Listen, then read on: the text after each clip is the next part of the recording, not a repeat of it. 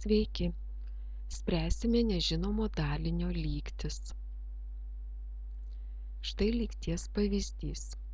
X padalinti iš 40 yra lygu 50. Nežinomas dalinys X parašytas, kaip reikėtų jį rasti.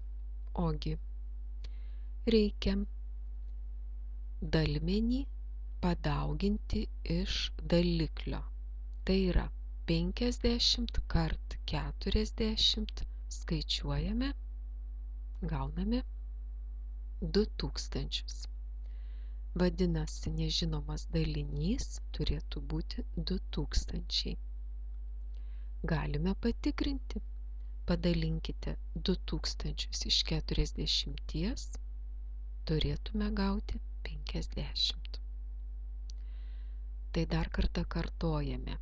Norint rasti nežinomą dalinį, reikia dalmenį padauginti iš daliklio.